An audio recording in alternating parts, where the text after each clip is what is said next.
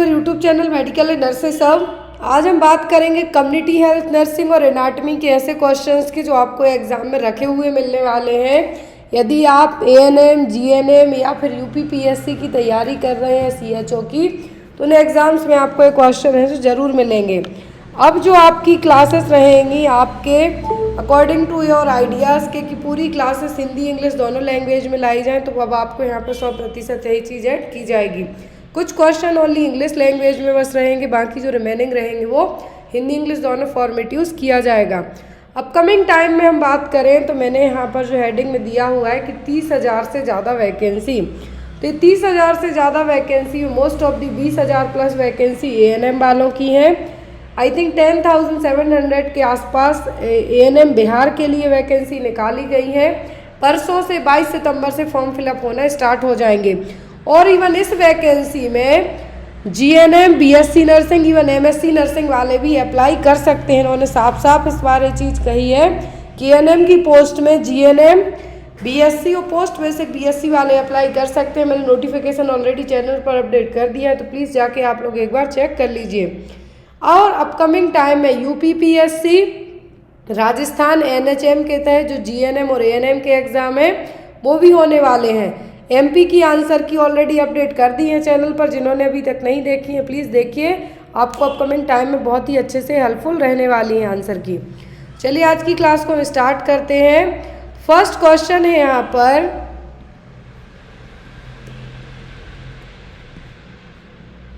पहला क्वेश्चन है what is meant by arthroplasty. Arthroplasty से क्या तात्पर्य है?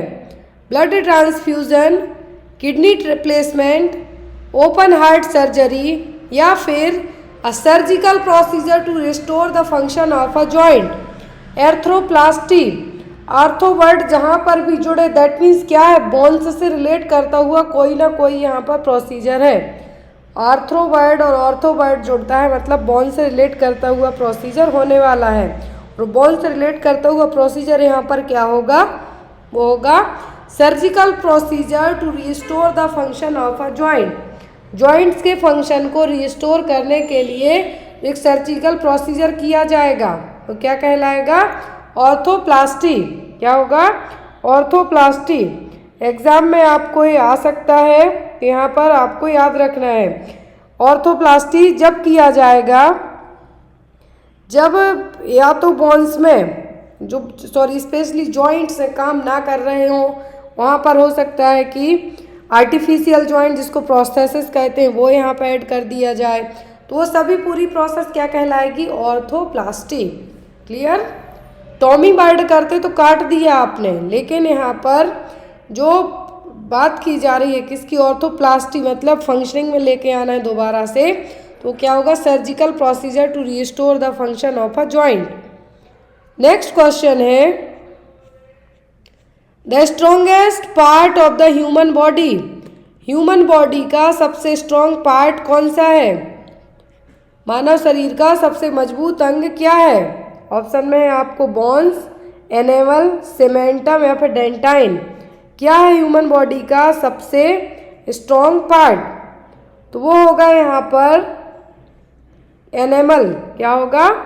एनेमल है जो ह्यूमन बॉडी का सबसे मजबूत पार्ट है। आपको लगता होगा हड्डियाँ, लेकिन नहीं, एनिमल सबसे स्ट्रॉन्ग है। हड्डियों में तो कुछ टिश्यूज़ भी होंगे तो जिसके कारण मजबूत रहती हैं, ऐसा नहीं कि नहीं रहती हैं, लेकिन उतनी नहीं रहेंगी जितना एनिमल रहेगा। एनिमल सबसे मजबूत पार्ट में, सबसे स्ट्रॉन्ग पार्ट में कंसीडर किया जाता है। नेक्स्ट इज एनिमल क्या? दांतों का पार्ट है, किसका? जो टीथ का पार्ट है वो है यहाँ पर animal. Next one is rabies is a viral disease that is spread through the animal bite such as a dog. It is caused by the infection of lyssa virus. It's also known as. देखिए एक ही question में 4-5 question छुपे हुए हैं। Question में कहा गया है कि रेबीज एक वायरल बीमारी है जो कुत्ते जैसे जानवरों के काटने से फैलती है। पॉजिटिव एजेंट है इसका लाइजा वायरस, और इसको किस नाम से जाना जाता है? क्लस्ट्रोफोबिया, एक्रोफोबिया, एरोफोबिया या फिर हाइड्रोफोबिया। फर्स्ट ऑप्शन है क्लस्ट्रोफोबिया। क्लस्ट्रोफोबिया मतलब होता है कि क्लोज्ड स्पेस में जाने से डर लगना, जो बंद जगह हैं वहाँ पर जाने से डर लगना। क्लियर। फिर एरोफोबिया। एरोफोबिया का मतलब होगा कि जिन लोगों को हवाई जहाज में बैठने से डर लगता है वो। हाइड्रो मतलब जलांतक, फोबिया मतलब होता है डर लगना, और हाइड्रो मतलब होगा वाटर। तो वो क्या है, रेबीज वाले लोगों को वाटर से डर लगता है। इसकी 3 स्टेज होती हैं, वो हम बाद में पढ़ेंगे कि रेबीज वाले मरीज को पानी से ही क्यों डर लगता है। जिसको कुत्ता काट देता है तो उसको कहते हैं कि पानी से दूर रखना, क्यों? क्योंकि उनको पानी से डर लगता है। इसका एक मोस्ट इम्पॉर्टेंट साइंटिफिक रीज़न भी है। तो पहला आपका यहाँ पे क्वेश्चन कंप्लीट होता है कि रेबीज जो कि ये क्या है, वायरल डिसीज़ है। याद रखें रेबीज क्या है, वायरल डिसीज़ है। दूसरा इसका कॉज क्या है, लाइजा वायरस। तीसरा होगा कैसे, रैबिट डॉग या फिर रैबिट कैट के बाइट करने के कारण। चौथा इसको क्या कहा जाता है, हाइड्रोफोबिया। अब यहाँ पर एक और क्वेश्चन बनता है, वो बनता है नेग्री बॉडीज़। क्या है, नेग्री बॉडीज़, तो वो भी रेबीज़ में ही देखने को मिलती हैं। तो यहाँ पे आपके 5 क्वेश्चन हो गए। आई थिंक आपको समझ में आ गए होंगे। पहला रेबीज़ वायरल डिसीज़ है, दूसरा लाइसा वायरस के काटने से होगा, लाइसा वायरस इसका पॉजिटिव वायरल है। तीसरा यहाँ पर जो इन्फेक्शन ट्रांसमिट कैसे होगा, तो एक तरीके का जूनोटिक इन्फेक्शन है। जूनोटिक मतलब एनिमल से ह्यूमन बीइंग में जाएगा। तो क्या है, जो रैबिड एनिमल है जैसे डॉग हो गया, कैट हो गया, उसके बाइट करने से जाएगा। दूसरा नाम है हाइड्रोफोबिया। नेग्री बॉडीज भी इसी में बनती हैं, किसमें, रेबीज में। नेक्स्ट क्वेश्चन है आपका, human population is the study of. तो ह्यूमन पॉपुलेशन किसकी स्टडी है, मानव जनसंख्या का अध्ययन क्या कहलाता है। फर्टिलिटी मतलब प्रजनन क्षमता, डेमोक्रेटाइजेशन लोकतंत्रीकरण, डेमोक्रेसी मतलब लोकतंत्र, या फिर डेमोग्राफी क्या कहलाएगा। यहाँ पर ह्यूमन पॉपुलेशन की स्टडी कहलाएगी क्या, डेमोग्राफी। क्या होगी, डेमोग्राफी। और जो जनगणना है, ह्यूमन पॉपुलेशन की स्टडी तो हो गई डेमोग्राफी। फिर होता है एक सेंसस। क्या होगा, सेंसस, जिसमें कितनी जनता है वो। Next one, the pressure that is exerted on the brain tissue by external force such as CSF is known as. CSF मतलब कि सेरिब्रोस्पाइनल फ्लूइड जैसी बाहरी शक्तियों द्वारा मस्तिष्क के ऊतकों पर पड़ने वाला दबाव क्या कहलाता है। Blood pressure, intracranial pressure, tidal volume, brain pressure क्या कहलाएगा। जो CSF के थ्रू जो प्रेशर है ब्रेन टिश्यूज पर होगा, एक्सटर्नल फोर्स माना है किसको, CSF को, तो वो कौन सा प्रेशर है, वो कहलाता है इंट्राक्रैनियल प्रेशर। क्या है, इंट्राक्रैनियल प्रेशर। ICP जब बढ़ता है, जब आपके ब्रेन में कुछ प्रॉब्लम चल रही हो, स्पाइनल कॉर्ड में कुछ प्रॉब्लम चल रही हो, इन्फेक्शन हो, मेनिंजाइटिस हो, तो ऐसे केस में ICP का लेवल बढ़ जाता है, हेड इंजरी हुई हो। अब हम यहाँ पे बात करेंगे कि नॉर्मल रेंज क्या होती है। तो नॉर्मल ICP होता है एडल्ट में 7 से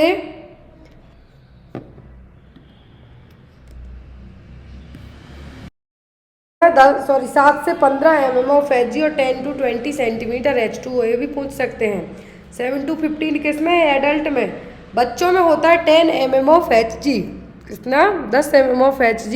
और इन्फेंट की बात करें मतलब 1 साल तक में, तो होगा 7 mm ऑफ Hg तक। क्या है, नॉर्मल ICP है। अब ICP यदि एलिवेट होता है, एलिवेट होने का मतलब है कि 15 से आगे जाएगा। नॉर्मल 15 तक है, लेकिन इससे आगे जाएगा तो माइल्ड रेंज होती है 16 से 20 तक की। 16 to 20 mm of Hg, moderate में 21 to 30 mm of Hg, severe में 31 to 40 mm of Hg, very severe में 41 एंड अबव। और ऐसे केस में इवन है जो स्ट्रोक भी आ सकता है, पर्सन की डेथ भी हो सकती है यदि वेरी सीवियर और सीवियर फॉर्म में ICP चला जाए तो। अब ICP यदि बढ़ा हुआ है, ICP बढ़ा हुआ है तो ड्रग ऑफ चॉइस क्या होती है, वो होती है मैनिटॉल। क्या होगी, मैनिटॉल ड्रग ऑफ चॉइस के तौर पर कंसीडर की जाती है यदि इंट्राक्रैनियल प्रेशर बढ़ा हुआ है तो। नॉर्मल रेंज और यदि इंक्रीज रेंज है, वो दोनों याद रखें, आपको एग्जाम में आ सकती हैं। नेक्स्ट है question, in a which is a movement of person or person from one social status to another. व्यक्ति या व्यक्तियों का एक सामाजिक स्थिति से दूसरी सामाजिक स्थिति में जाना क्या कहलाता है? Social norm, social class, social stratification या फिर सोशल मोबिलिटी।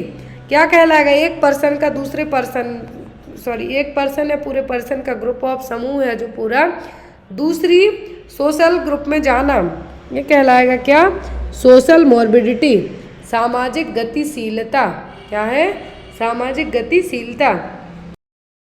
क्वेश्चन है what is the movement of the body part around its on axis. Body parts का अपनी खुद की धुरी पर घूमना क्या कहलाएगा? एडक्शन, एबडक्शन, एक्सटेंशन या फिर रोटेशन। बॉडी पार्ट का अपनी एक सिंगल धुरी पर घूमना क्या कहलाएगा? ना तो एबडक्शन है, ना एडक्शन है, ना एक्सटेंशन, ये कहलाएगा रोटेशन, एक ही पॉइंट पर घूमना। जैसे आपने ग्लोब देखा होगा, ग्लोब को घुमाते हैं तो एक पूरा चक्कर लगाता है, उसी तरीके से ऑन एक्सिस मतलब अपनी खुद की धुरी पर घूमना क्या कहलाएगा? ये कहलाएगा रोटेशन। क्या आपको इजीली समझ में आएगा कि बॉडी अपनी ऑन एक्सिस पे यदि घूमती है तो क्या है? रोटेशन। अब यहाँ पर फ्लेक्शन का मतलब है क्या है? बाहर की तरफ जाना। कैसे? कोई भी बॉडी पार्ट का बाहर की तरफ ले जाना। आप अपने हाथ को आगे की तरफ करते हैं मतलब वो क्या है? फ्लेक्शन है। वापस से पीछे की तरफ लेके आते हैं तो वो क्या है? एक्सटेंशन है, मतलब अंदर की साइड जा रहा है। रोटेशन का मतलब अपनी ऑन एक्सिस पे, जैसे आपका रिस्ट ज्वाइंट हो गया, नेक हो गया, नी ज्वाइंट के यहाँ पे हो गए, जो मूवमेंट है अपनी खुद एक एक्सिस पे घूमते हैं तो वो क्या है? वो कहलाएगा रोटेशन। क्लियर? और जो फ्लेक्शन है यहाँ पर, फ्लेक्शन मतलब बाहर की तरफ कोई भी पार्ट ले जा रहा है, एक्सटेंशन मतलब अंदर की तरफ वापस से लेके आए हैं आप। नेक्स्ट क्वेश्चन है आपका which is the lateral bone of the forearm. Forearm की लेटरल बोन कौन सी है? अग्रबाहु की पार्श्व हड्डी कौन सी है? ह्यूमरस, रेडियस, कार्पल या फिर नन ऑफ द अबव, उपयुक्त में से कोई नहीं।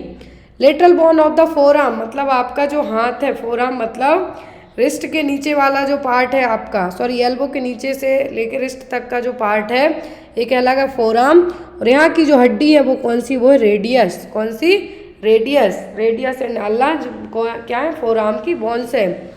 Next one is which occurs when the blood volume is reduced by 15 to 25%। तो कौन सा शॉक है जब ब्लड वॉल्यूम 15 से 25% तक कम हो जाता है? Septic shock, anaphylactic shock, cardiogenic shock या फिर हाइपोवॉलेमिक शॉक। तो सेप्टिक शॉक तब होगा जब कोई इन्फेक्शन के कारण प्रॉब्लम होगी। किसके कारण? सेप्टिक का मतलब ही इन्फेक्शन। क्या है? इन्फेक्शन। एनाफ्लेक्टिक होगा जब कोई एलर्जिक रिएक्शन हो जाए, हाइपर सेंसिटिविटी रिएक्शन हो जाए या फिर कुछ मेडिकेशन के कारण या फिर इस तरीके से कोई कीड़े या फिर स्नेक बाइट, इस तरीके से जो शॉक डेवलप होगा वो कहलाता है एनाफ्लेक्टिक शॉक, जिसमें फोर्थ हाइपर सेंसिटिविटी रिएक्शन के कारण मेनली होगा। कार्डियोजेनिक का मतलब हार्ट में कुछ प्रॉब्लम हुई उसके कारण होगा। लेकिन हाइपोवॉल्यूमिक मतलब वॉल्यूम, क्या है? वॉल्यूम कम हो रहा है। यहाँ पर वॉल्यूम से बात की जाए, क्वेश्चन में कहा गया है कि 15 से 25% तक कम हो रहा है ब्लड वॉल्यूम, तो वो होगा hypovolemic shock. Next is which are abnormal local dilatation of arteries which vary considerably in size. तो यहाँ पर देखिए एबनॉर्मल लोकल डायलिटेशन होना, आर्टरीज की जो साइज है वो भी डिस्टर्ब होगी, लोकली डायलिटेशन भी होगा। धमनियों का असामान्य स्थानीय विस्तार जो आकार में काफ़ी भिन्न है एज कम्पेयर टू नॉर्मल के, तो क्या है? आर्ट्रियोस्क्लेरोसिस, आर्थराइटिस, थ्रोम्बोसिस या फिर एन्यूरिज्म। थ्रोम्बोसिस का मतलब है क्लॉट का फॉर्मेशन होना। क्या है? क्लॉट का फॉर्मेशन होना आर्टरी में। आर्ट्रियोस्क्लेरोसिस का मतलब प्लग का फॉर्मेशन होना, जहाँ पर भी ये प्लग जाके कंपोज हो जाए, इकट्ठा हो जाए, आर्टरी हार्ड हो जाएगी और ब्लड फ्लो में प्रॉब्लम होगी और हार्ट अटैक आने के चांसेस भी बन जाते हैं। आर्थराइटिस का मतलब है कि आर्टरी में इन्फेक्शन और इन्फ्लामेशन होना। अब बचता है एन्यूरिज्म, जब आर्टरी वीक होती है इसमें वल्जिंग होगी और वो वल्जिंग क्या कहलाती है? एन्यूरिज्म। क्या कहलाएगी? एन्यूरिज्म। की गई है जिसमें ब्रेन में सेरिब्रल आर्टरी का एन्यूरिज्म दिखाया गया है। और कभी कभी एन्यूरिज्म आर्टरी इतनी ज़्यादा वीक पड़ जाएगी कि क्या होगी, रप्चर हो जाती है, और जो ब्रेन हेमरेज का रीजन है, जिसको सब आर्कनॉइड हेमरेज भी कह सकते हैं, वो कॉज हो सकता है। तो यहाँ पर आप इस इमेज के थ्रू भी समझ सकते हैं। अब एन्यूरिज्म किसी भी आर्टरी में हो सकता, इवन ये आर्च ऑफ अओर्टा में भी हो सकता है। ये जनरली इसकी जो मेन कॉज है, मेन कॉज का मतलब मेन रीज़न है एन्यूरिज्म के, वो अलग अलग हो सकते हैं। पहला रीज़न तो होता है कि आर्टरी में किसी भी तरीके का ऑब्स्ट्रक्शन है, प्रेशर ज़्यादा पड़ रहा हो, ब्लड फ्लो हो ना पा रहा हो, तो वो यहाँ पर एक रीज़न हो सकता है। तो आर्टरीज का वीक होके दूसरी जगह जाके वल्ज होना, वो कहलाता है क्या, एन्यूरिज्म। ये देखिए यहाँ पर इसके रीज़न हो सकते हैं, स्मोकिंग के कारण हो सकती है, हाइपरलिपिडीमिया मतलब लिपिड ज़्यादा बढ़ने के कारण हो सकती है, ओल्ड एज में हो सकती है, कभी कभी जीन म्यूटेशन के कारण भी हो सकती है। मेन रीज़न होता है एथेरोस्क्लेरोसिस मतलब प्लेक फॉर्मेशन के कारण प्रेशर ज़्यादा पड़ेगा आर्टरी पर, ब्लड फ्लो के लिए वो उतना हो नहीं पाएगा और आर्टरी दूसरी जगह जाके वल्ज हो जाएगी। तो एन्यूरिज्म इस तरीके से होगी। लेकिन जब डिसेक्शन मतलब जो बड़ा हुआ पार्ट है उसको कट करके स्टिच कर दिया जाएगा तो वो कहलाता है डिसेक्शन। क्लियर। नेक्स्ट क्वेश्चन है, which is the largest lymph node of the human body. Human body का सबसे बड़ा लिम्फ ऑर्गन कौन सा है। मानवीय शरीर का सबसे बड़ा लसिका अंग कौन सा है। ऑप्शन में कहा गया है स्प्लीन, किडनी, लीवर या फिर यूरिनरी ब्लैडर। तो सबसे बड़े लार्जेस्ट लिम्फ ऑर्गन की बात की जा रही है वो है स्प्लीन। स्प्लीन को कब्रिस्तान भी कहा जाता है, किसका, आरबीसी का। ग्रेवयार्ड मतलब कि स्प्लीन क्या है, ग्रेवयार्ड के नाम से भी जानी जाती है आरबीसी के लिए। तो यहाँ पर सबसे बड़ा लार्जेस्ट लिम्फ ऑर्गन कौन सा है, वो होगा यहाँ पर प्लीहा और spleen. Next is which is a child bearing organ. तो यहाँ पर चाइल्ड बियरिंग ऑर्गन कौन सा है, यूरेथ्रा, यूट्रस या फिर यूट्राइन कैनाल। क्या है यहाँ पर child bearing organ. Child bearing organ होगा यूट्रस और गर्भाशय। फैलोपियन ट्यूब और यूट्राइन कैनाल या फिर ओविडक्ट जिसको कहा जाता है वो क्या है, फैलोपियन ट्यूब और यूट्राइन ट्यूब को कहा जाता है। तो इसमें फर्टिलाइजेशन होता है। इसमें चाइल्ड बियरिंग ऑर्गन इसको आप नहीं कह सकते, इसको फर्टिलाइजेशन ऑर्गन कह सकते हैं। तो ये क्या है, यूट्रस और गर्भाशय। नेक्स्ट इज आपको एक और क्वेश्चन आता है कि पेयर में कौन सा फीमेल रिप्रोडक्टिव ऑर्गन होता है, तो वो है ओवरी, और मेल में पूछें तो वो होगी टेस्टिस। ये एग्जाम में आपको आ सकता है, अभी रिसेंट में आया भी था झारखंड में। नेक्स्ट है विच of the given option represent strongest muscles in the human body. Human body की सबसे स्ट्रॉन्ग मसल कौन सी है, मेसेटर, सार्टोरियस, वास्टस लेटरलिस या फिर वास्टस फीमोरिस। सबसे स्ट्रॉन्ग मसल की बात की जा रही है, कौन सी है, तो वह मेसेटर मसल्स और जॉ मसल्स। कौन सी, जॉ मसल और मेसेटर मसल्स। जो आप चबाने में आपके जबड़ों के यहाँ पे जो मसल्स होती हैं वो सबसे मजबूत मसल्स में मानी जाती हैं। Next one is which is the drug of choice for severe and complicated malaria. तो मलेरिया की यदि कॉम्प्लिकेशन डेवलप हो जाए, मलेरिया गंभीर है, तो कौन सी दवा यूज़ की जाएगी, क्विनिन, आर्टिसोनेट, प्राइमाक्विन या फिर क्लोरोक्विन। आपने पढ़ा था कि ड्रग ऑफ चॉइस है मलेरिया के लिए क्लोरोक्विन। लेकिन मलेरिया यदि सीवियर है, कॉम्प्लिकेटेड फॉर्म में है, तो कंबाइंड मेथड यूज़ की जाती है, वो है आर्टिसोनेट। क्या है, आर्टिसोनेट मेथड है जो अपनाई जाती है। ये बच्चों में पीडियाट्रिक्स में केस में ओरली भी अवेलेबल होती है, most of the IV route से भी दी जाती है, अदर मेडिकेशन के मलेरिया की कंपेयर करें तो, और आईएम भी दी जाती है। तो यहाँ पर जो सीवियर और कॉम्प्लिकेटेड मलेरिया के लिए डीओसी पूछें तो क्या, artesunate ether. Name a non stimulant drug with norepinephrine reuptake block action that is known to be used in the treatment of ADHD। कौन सी मेडिसिन है जो ADHD के ट्रीटमेंट में भी यूज़ होती है, मतलब attention deficit hyper activity disorder. Attention deficit hyper activity disorder के लिए भी यूज़ की जाती है, और जो कि NSAID ड्रग में कंसीडर की जाती नॉरएपिनेफ्रिन रिएप्टेक इनहिबिटर एजेंट है वो एटोमॉक्सिटिन, डेक्सामेफेटामाइन, मिथाइलफेनिडेट या फिर पिमोजिड। कौन सी मेडिकेशन है यहाँ पर? नॉन स्टिमुलेंट ड्रग है, ADHD को ट्रीट करने में यूज़ की जाती है। तो उस मेडिसिन का नाम है एटोमॉक्सिटिन। क्या है? एटमॉक्सिटिन और एटोमैक्सिटिन है जो ड्रग ऑफ चॉइस के तौर पे यूज़ की जाती है। किसके लिए? ADHD के लिए भी, और non stimulant non epinephrine reuptake inhibitors drug है। Next one is a client mister Raja Sethi who has been receiving urokinase has a large bloody bowel movement. What nursing action would be best for the nurse to take immediately? Question देखें, question में कहा गया है कि एक patient है, उनको urokinase medication दी गई है। अब उनको after that large bloody bowel movement, मतलब बहुत ज़्यादा ब्लड आ रहा है बाउल से। अब यहाँ पर एज ए नर्स आप क्या करेंगे? Administer vitamin KIM, discontinue the urokinase, reduce the urokinase and administer heparin, stop the urokinase, notify the physician and prepare to administer Amicare। क्या करेंगे आप? मरीज को यूरोकाइनेज दिया जा रहा है, आफ्टर यूरोकाइनेज के बाद उसको क्या हो रहा है? यहाँ पर ब्लीडिंग हो रही है, तो आप क्या करेंगे? तो यूरोकाइनेज क्या है? जनरली फाइब्रिन क्लॉट्स को, इसका जो फाइब्रोलाइटिक रोल प्ले करेगी एक तरीके से हम कहें तो। लेकिन जब ये यहाँ पर इतना इसका जो साइड इफेक्ट हो जाए, जो फाइब्रोल क्लॉट बने हुए उनको डिसॉल्व करेगी, लेकिन एक क्लॉट जब ज़रूरत से ज़्यादा बनने के बाद बहुत ज़्यादा ब्लीडिंग का काम करने लगे, तो ऐसे केस में आपको मेडिसिन स्टॉप करना है, फिजिशियन को इन्फॉर्म करना है, और जो इसका एंटीडोट है अमीकार, क्या है? अमीकार, इसको प्रिपेयर करके रखना है। Urokinase is a thrombolytic used to destroy a clot following a myocardial infarction. किसी भी आर्टरी में क्लॉट बना हुआ है तो इसको डिसॉल्व करने के लिए मेडिसिन दी जाएगी, थ्रोम्बोलाइटिक एजेंट। अब वो थ्रोम्बोलाइटिक एजेंट क्या? यूरोकाइनेज, स्ट्रेप्टोकाइनेज दिए जाते हैं, यूरोकाइनेज या फिर स्ट्रेप्टोकाइनेज दिए जाते हैं, मतलब कि थ्रोम्बोलाइटिक एजेंट।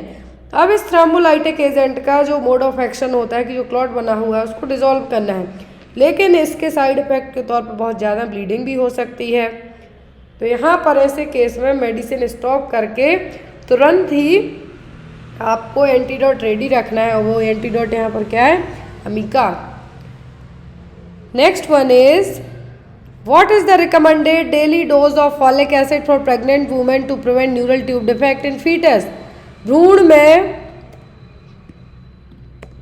न्यूरल ट्यूब दोष को रोकने के लिए गर्भवती महिलाओं के फॉलिक एसिड की कितनी दैनिक खुराक दी जाती है? पर डे कितना फॉलिक एसिड दिया जाएगा? तो एज सून एज आप कंसीव करना चाहते हैं, तो जैसे ही पता चले कि प्रेग्नेंट हैं तो फॉलिक एसिड दिया जाना स्टार्ट किया जाता है। क्यों दिया जाता है? क्योंकि सबसे पहले बच्चे की जो न्यूरल ट्यूब है वही बनती है। अब उसके डेवलपमेंट के लिए फॉलिक एसिड आपकी बॉडी में है, लेकिन उतना नहीं है जितना उसके लिए ज़रूरी है, तो बाहर से दिया जाता है। पर डे की बात करें हम तो वो होगा 400 mcg। यदि आपने प्रेगनेंसी के इनिशियल टाइम पर ही दे दिया जब न्यूरल कॉर्ड बनती है, तो यहाँ पर 400 mcg डेली दिया जाएगा। यदि अल्फा फीटोप्रोटीन का लेवल, यदि बात करें कि AFP रहता है, अल्फा फीटोप्रोटीन रहेगा, लेकिन ये बढ़ जाए तो जो न्यूरल ट्यूब डिफेक्ट होगा वो यहाँ पर डेवलप हो सकता है। और जो एंटी स्कैनिंग की जाती है इसी को डायग्नोस करने के लिए होती है 11वें से 14वें वीक की प्रेगनेंसी में। 13th week and 6 days consider किए जाते हैं, या फिर 11 से 14 वीक की प्रेगनेंसी। जो यहाँ पर एक स्कैनिंग होती है शुरुआत में ही, एनुअली स्कैनिंग, उसमें यही पता किया जाता है कि यदि लेवल कम है तो डाउन सिंड्रोम हो सकता है। और जो एंटी स्कैनिंग पूछें तो यहाँ पर वो क्या होगा? एंटी स्कैनिंग में पता चलेगा कि बच्चे को डाउन सिंड्रोम या फिर कुछ फीटल एनोमली डेवलप तो नहीं हुई है। Next one is which of the following vaccine is recommended for a pregnant woman to protect both the mother and the newborn from influenza? कौन सी वैक्सीन दी जाएगी माँ और बच्चे दोनों को इन्फ्लुएंजा से बचाने के लिए? माँ और नवजात शिशु दोनों को इन्फ्लुएंजा से बचाने के लिए गर्भवती महिलाओं को निम्नलिखित में से कौन सा टीका लगाने की सिफारिश की जाती है? Measles, mumps, rubella, varicella, tetanus, diphtheria and pertussis, inactivate influenza vaccine. तो यहाँ पर जो वैक्सीन दी जाएगी इन्फ्लुएंजा के लिए, MMR तो दी ही नहीं जाती, ना चिकन पॉक्स दी जाती है, जो दी जाएगी वो होगी यहाँ पर क्या, इनएक्टिवेटेड इन्फ्लुएंजा वैक्सीन, जिसको फ्लू शॉट के नाम से जाना जाता है। लेकिन एक क्वेश्चन और आपका यहाँ पे बनता है, तो फ्लू शॉट की बात हो गई, बच्चे और माँ दोनों न्यूबॉर्न बेबी को इन्फ्लुएंजा से बचाने के लिए दी जाएगी वैक्सीन प्रेग्नेंट लेडी को, जिससे माँ बच्चे दोनों हैं जो सेफ रहें, प्रोटेक्शन के तौर पे काम करेगी। अब यहाँ पर एक आता है कि कौन सी वैक्सीन नहीं दी जाती प्रेगनेंसी में, वो रूबेला। दूसरा आता है कि जिन बच्चों को फिट्स के, कन्वर्जेंस के प्रॉब्लम है तो कौन सी वैक्सीन नहीं देते हैं, वो है पर्ट्यूसिस वैक्सीन। क्लियर। अब एक ऐसी ओनली वैक्सीन है जो नेजल स्प्रे के थ्रू दी जाती है। तो पहले तो एक ही बस हम कहते थे इन्फ्लुएंजा, बट जो आधार पूनावाला की जो यहाँ पर हैदराबाद बेस्ड जो जिन्होंने कोविड वैक्सीन बनाई थी, उन्होंने कोविड का एक नेज़ल वैक्सीन भी शुरू की है, लेकिन अभी वो मार्केट में अवेलेबल नहीं है। क्लियर। तीसरी चीज़, ऐसी कौन सी डिसीज़ है, ऐसी कौन सी वैक्सीन है जो माँ को वैक्सीन लगने से बच्चे को भी प्रोटेक्ट कर सकती है? तो फ्लू शॉट के अलावा वो है TT वैक्सीन। कौन सी? TT vaccine. 2 शॉट है जो दिए जाते हैं और 1 महीने का गैप देके। Next one, which of the following condition is a severe form of high blood pressure that can occur during pregnancy and can be life threatening for both the mother and the baby? निम्नलिखित में से कौन सी स्थिति उक्त रक्तचाप का एक गंभीर रूप है जो गर्भावस्था के दौरान हो सकती है, माँ और बच्चे दोनों के लिए जीवन को खतरा भी हो सकती है? तो यहाँ पर कौन सी कंडीशन है? Gestational diabetes in pregnancy, high blood sugar, pre eclampsia, BP, proteinuria, blood vision, eclampsia, convulsions, ectopic pregnancy other than uterus, fallopian tube, placenta previa, lower segment uterus। तो यहाँ पर ये देखिए, इवन पूरा डिटेल में भी बता दिए हैं पूरे चारों ऑप्शन की जेस्टेशनल डायबिटीज़ क्या है या फिर क्या प्रॉब्लम है। तो जेस्टेशनल डायबिटीज़ का मतलब होता है प्रेगनेंसी में बढ़ने वाला शुगर लेवल। क्या है? प्रेगनेंसी में बढ़ने वाला sugar level. After that delivery के बाद ये अपने आप सबसाइड होने लगता है। दूसरी चीज़, प्री एक्लेम्सिया मतलब हाई BP होना, protein urea, blood vision. After that इसके बाद प्री एक्लेम्सिया के बाद एक्लेम्सिया की स्टेज आती है, उसमें आने लगते हैं कन्वल्जन्स। एक्टोपिक प्रेगनेंसी इसका मतलब है कि जो इम्प्लांटेशन है वो अदर देन यूट्रस के हो जाए, जनरली होता है फैलोपियन ट्यूब में। प्लेसेंटा प्रीविया का मतलब है प्लेसेंटा का लोअर सेगमेंट में आ जाना, सर्वाइकल उसको पूरे तरीके से कवर कर जाना। क्लियर। अब यहाँ पे कंडीशन कहा है कि हाई BP की है जो प्रेगनेंसी में होगी, लाइफ थ्रेटनिंग होगी माँ बच्चे दोनों के लिए। तो वो क्या है? वो होगी आपकी प्री एक्लेम्सिया। क्या होगी? Pre eclampsia. और इसके लिए जो DOC यदि पूछते हैं ड्रग ऑफ चॉइस, तो वो है MgSO4 मैग्नीशियम सल्फेट। अभी एग्जाम में मैग्नीशियम सल्फेट का साइड इफेक्ट पूछा गया था, नॉरसेट का जो प्री एग्जाम हुआ है उसमें। तो इसका side effect mostly drowsiness, vomiting ये सब हो सकता है, लेकिन सीवियर साइड इफेक्ट की बात करें तो होता है रेस्पिरेटरी डिप्रेशन। क्या होगा? Respiratory depression. Next one is, What is the recommended position for sleeping during pregnancy to reduce the stillbirth? Still को मतलब गर्भाशय में ही बच्चे के मरने को रोकने से के लिए, मृत शिशु के जन्म के जोखिम को कम करने के लिए गर्भावस्था के दौरान सोने की अनुशंसित स्थिति क्या है? On the left side, on the right side, on the back या फिर ऑन द स्टमक? किस साइड सोना चाहिए प्रेगनेंसी में ताकि बच्चे को हार्म ना पहुँचे? तो होगा लेफ्ट साइड। क्या होगा? Left side. लेफ्ट साइड सोने से जो बच्चे को प्लेसेंटा है ना तो वो प्रेस होगा ना बच्चा प्रेस होगा। यदि राइट साइड सोते हैं तो बच्चे के ऊपर भी आपका भार पड़ेगा, तो ऐसे में बच्चे की डेथ भी हो सकती है। लेफ्ट साइड सोना है जो सबसे सेफ माना जाता है, स्पेशली 5th और 6th मंथ की प्रेगनेंसी के बाद से। यदि आप स्ट्रेट सोते हैं तो आपको ब्रीदिंग डिफिकल्टी भी हो सकती है, राइट साइड सोएंगे तो बच्चे को हार्म हो सकता है, तो आप लेफ्ट साइड है जो सो ये। Next one is What is the reason behind to given stool softener after vaginal delivery of women? तो वेजाइनल डिलीवरी के बाद वुमेन को स्टूल सॉफ्टनर क्यों दिए जाते हैं? To prevent bleeding, it prevent from straining, it recovers episiotomy tears, या फिर इट कॉन्ट्रैक्ट्स द यूट्रस। तो यूट्रस के कॉन्ट्रैक्शन के लिए तो हम ऑक्सीटोसिन देते हैं, वो भी डिलीवरी के टाइम पर, आफ्टर डिलीवरी नहीं। आफ्टर डिलीवरी यदि पीपीएच की कंडीशन हो रही है तब देते हैं। वेजाइनल डिलीवरी के बाद वुमेन को स्टूल सॉफ्टनर देने का जो रीज़न है वो होता है स्ट्रेनिंग को प्रिवेंट करना। एनल मसल्स, जो मसल्स हैं, एनल्स की मसल्स हैं, वो भी वेजाइनल डिलीवरी के टाइम पर बहुत ज़्यादा स्ट्रेच्ड होती हैं, जिसके कारण वहाँ पे स्ट्रेनिंग हो सकती है। तो उसको प्रिवेंट करने के लिए क्या देते हैं? स्टूल सॉफ्टनर देंगे, या फिर ऐसी डाइट्स प्रिस्क्राइब करेंगे कि कॉन्स्टिपेशन डेवलप ना हो कॉन्स्टिपेशन, ना एनल मसल पर प्रेशर पड़े और ना ही स्ट्रेनिंग हो।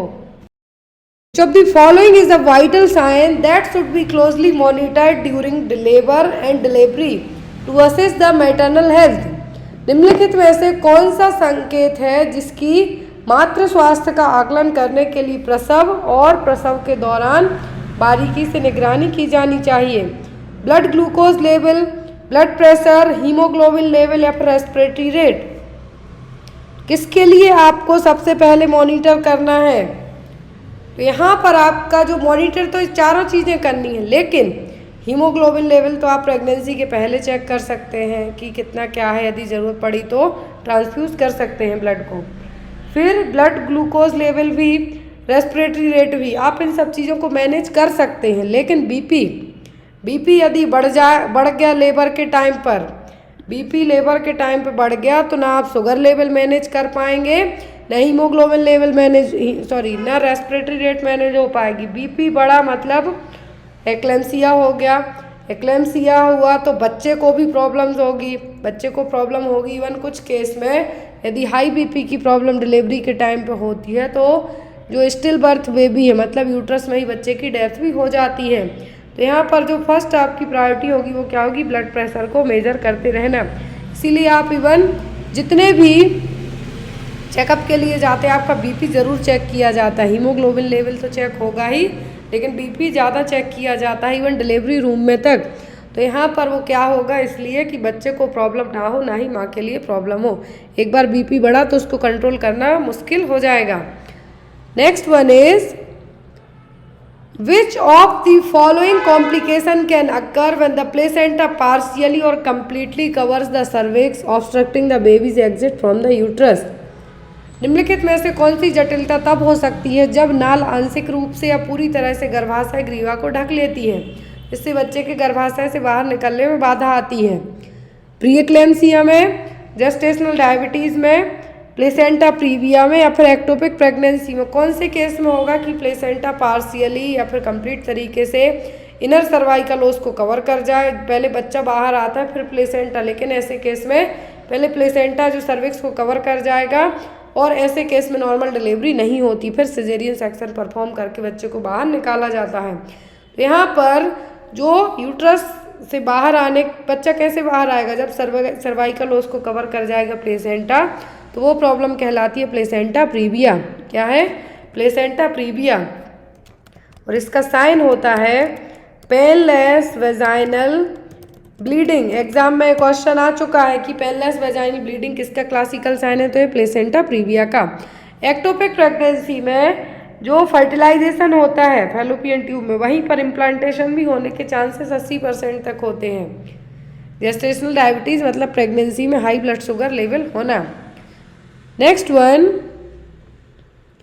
What is the recommended method of feeding newborn during the first 6 months of life to promote optimal growth and development? इष्टतम वृद्धि और विकास को बढ़ावा देने के लिए जीवन के पहले 6 महीनों के दौरान नवजात शिशुओं को क्या खिलाने की विधि है जो करी जाएगी? Formula feeding, complementary feeding and exclusive breast feeding और बॉटल फीडिंग? तो यहाँ पर ओनली न्यूबॉर्न बेबी के लिए पहले 6 महीने की बात की जा रही है।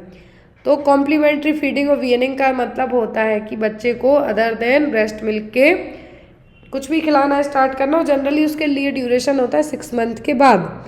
लेकिन ये क्या है, only exclusive breast feeding, only breast milk, other than इसके कुछ भी नहीं। तो क्या है, 6 महीने के लिए, फर्स्ट 6 मंथ ऑफ लाइफ, तो क्या होगा, breast feeding, exclusive breast feeding, other than कुछ भी नहीं। आफ्टर 6 मंथ की बच्चे को ब्रेस्ट मिल्क के साथ, ब्रेस्ट मिल्क बच्चे को आप 2 साल तक पिला सकते हैं यदि पॉसिबल है तो। लेकिन यदि बच्चा 6 महीने से कम उम्र का है तो उसके लिए प्रेफर किया जाएगा only exclusive breast feeding, as compare to bottle feeding के। जो बच्चे ब्रेस्ट फीड करते हैं वो कम बीमार पड़ते हैं as compare to bottle feeding और फॉर्मूला फीडिंग के। Next is, which of the following condition characterized by high blood sugar level in pregnant women who have not previously been diagnosed with diabetes। तो यहाँ पर कौन सी condition है जिसमें women है जो पहले कभी उसको डायबिटीज़ डायग्नोस नहीं हुई है, लेकिन प्रेगनेंसी में उसका ब्लड शुगर लेवल बढ़ गया है। तो क्या प्री एक्लैम्सिया, जेस्टेशनल डायबिटीज़, एक्लैम्सिया या फिर प्रीटर्म लेबर, क्या कहलाए गए? तो यहाँ पर एक कहलाएगा gestational diabetes, high blood sugar level in pregnancy, pregnancy में बढ़ा हुआ ब्लड शुगर लेवल क्या कहलाएगा, जेस्टेशनल डायबिटीज़। प्री एक्लैम्सिया का मतलब है प्रेगनेंसी में बढ़ने वाला ब्लड प्रेशर, जब इसके साथ कन्वर्जन आ जाए तो वो होता है एक्लैम्सिया। प्रीटर्म लेबर का मतलब है कि बिफोर 37 कंप्लीटिंग वीक, तो बिफोर 37 वीक्स ऑफ जेस्टेशन कि जो लेबर पेन आना स्टार्ट हो जाए यहाँ पर, वो है। Next one, what is the term used to describe the spontaneous loss of pregnancy before the 20 week of gestation.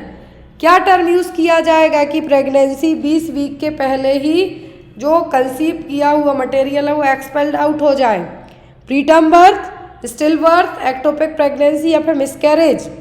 तो एक्टोपिक प्रेगनेंसी बता चुके आपको। स्टिल बर्थ का मतलब है कि फीटस की डेथ होना, फीटस डेथ इन यूट्रस।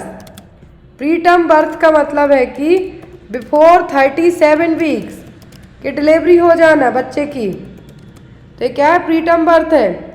तो यहाँ पर मिसकैरेज का मतलब है क्या, कि जो 20 वीक के जेस्टेशनल पीरियड ही हुआ है और इसमें जितना भी कंसीव किया हुआ मटेरियल अबॉर्ट हो जाए वो कहलाता है मिसकैरेज और abortion. According to MTP act 1971 के 20 वीक का अबॉर्शन है जो किया जा सकता है। अमेंडमेंट एक्ट कहता है 24 वीक का। Next one is, how many stage are there in the typical progression of labour. Typical progression of labour में कितनी स्टेज होंगी? प्रसव की सामान्य प्रगति में कितने चरण होते हैं? 2 स्टेज, 3 स्टेज, 4 स्टेज या फिर 5 स्टेज?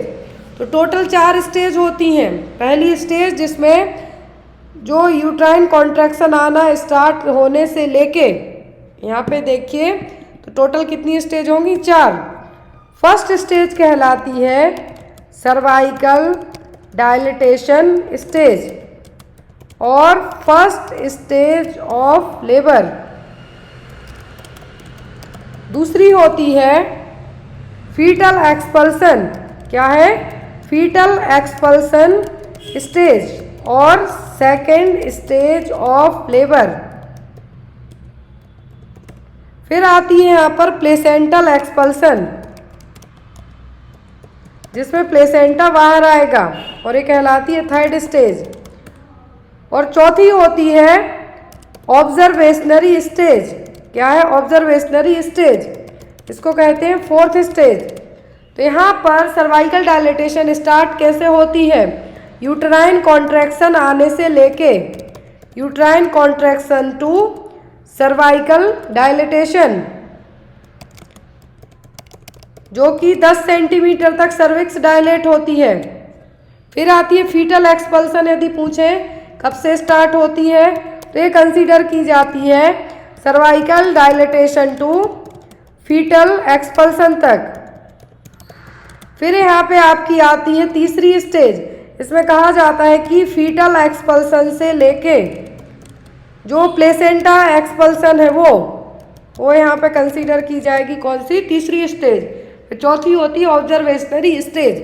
तो सर्वाइकल डायलिटेशन में जो कॉन्ट्रैक्शन यदि प्रॉपर आ रहे हैं और ड्यूरेशन दिया जाता है, जो फर्स्ट टाइम प्रेग्नेंट वाली मदर है, फर्स्ट डिलीवरी हो रही है, उसमें लेबर पेन आते हैं, लेबर पेन आएंगे, यूट्राइन कॉन्ट्रैक्शन आएंगे और सर्विक्स फुली डायलेट होगी, तो वो स्टेज कहलाती है सर्वाइकल डायलिटेशन और फर्स्ट स्टेज ऑफ लेबर।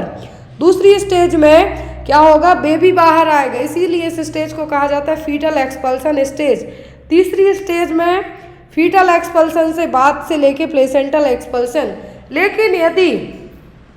लेकिन यदि हम बात करें यहाँ पर कि जो प्लेसेंटल स्टेज है, मतलब कि थर्ड स्टेज है यहाँ पर, यदि इनकेस इफ प्लेसेंटा है जो 30 मिनट तक, कितना 30 मिनट तक बाहर नहीं आया, प्लेसेंटा 30 मिनट तक बाहर नहीं आता है, तब इसको क्या कहा जाता है, रिटेन्ड प्लेसेंटा। क्या कहा जाएगा, रिटेन्ड प्लेसेंटा। और ऐसे केस में मैनुअली और फंडल मसाज से है जो प्लेसेंटा को बाहर निकाला जाता है। याद रखें, जनरली 15 मिनट के बच्चे के बाहर आने के बाद, फीटस के बाहर आने के बाद विदिन 15 मिनट में प्लेसेंटा बाहर आ जाता है। प्रीमी में 15, जो मल्टीपैरा है उसमें 5 मिनट में ही आ जाता है, लेकिन अब 30 मिनट तक नहीं आ पाता, तब कंसीडर किया जाता है retained placenta. Retained placenta secondary cause है पीपीएच के लिए। फर्स्ट कॉज है यूट्राइन एटोनिसिटी, दूसरा कॉज है retained placenta. Clear? I hope आपको इतने क्वेश्चन यहाँ पे क्लियर हो गए हो। नेक्स्ट क्वेश्चन है आपका, during which stage of labour does the cervix dilate and efface allowing the baby to move into the birth canal. प्रसव के किस चरण के दौरान गर्भाशय ग्रीवा की फैल जाती है और सूख जाती है? फर्स्ट, जिससे शिशु को जन्म के बाहर आने की अनुमति मिलती है। फर्स्ट, सेकंड, थर्ड या फोर्थ स्टेज, जस्ट हमने अभी पढ़ा। इफासमेंट का मतलब होता है कि सर्विक्स डायलिटेशन के बाद इतनी ज़्यादा थिन हो जाती है कि दिखती ही नहीं है, उसको कहते हैं हम इफासमेंट। सर्विक्स का इनविजिबल होना क्या कहलाएगा, ड्यूरिंग द सर्वाइकल डायलिटेशन ये कहलाता है इफासमेंट। इतनी थिन हो जाएगी, पतली हो जाएगी कि सर्विक्स दिखेगी ही नहीं।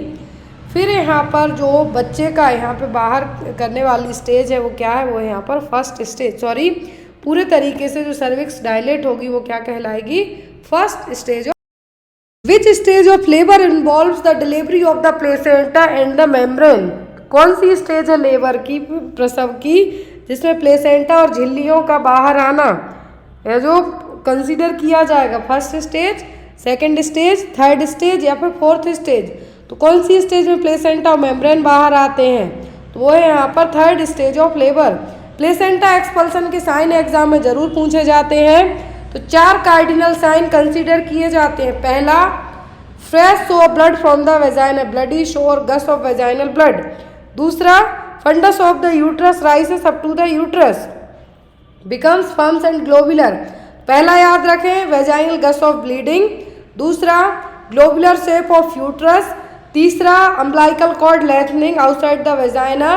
फोर्थ है यहाँ पर, cord does not retract when press the lower segment of the uterus, but cord है जो रिट्रैक्ट नहीं होगी। तो ये क्या है, प्लेसेंटल सेपरेशन के 4 कार्डिनल साइन है, एग्जाम में आपको आते हैं, 100% आते हैं, किसी न किसी एग्जाम में आपको पूछे जाते हैं। नेक्स्ट है क्वेश्चन, इसका आंसर आप लोग कमेंट बॉक्स में देंगे। क्वेश्चन है, What is the medical term used to describe the thinning out of cervix during labor? प्रसव के दौरान गर्भाशय ग्रीवा के पतले होने का वर्णन करने के लिए किस चिकित्सीय शब्द का उपयोग किया जाता है? Cervical effacement, cervical dilatation, cervical presentation या फिर सर्वाइकल एंगेजमेंट। तो इसका आंसर आप लोग कमेंट बॉक्स में देना। आई होप आपको आज की क्लास अच्छी लगी हो। कोई भी डाउट रह जाते हैं तो आप बेझिझक होकर पूछ सकते हैं, और ये सभी क्वेश्चन ANM, GNM, UPPSC या फिर आप कोई भी गवर्नमेंट नर्सिंग एग्जाम की तैयारी करते हैं तो उन सभी में आपके लिए हेल्पफुल रहने वाले हैं। Thank you for watching us, bye bye, take care.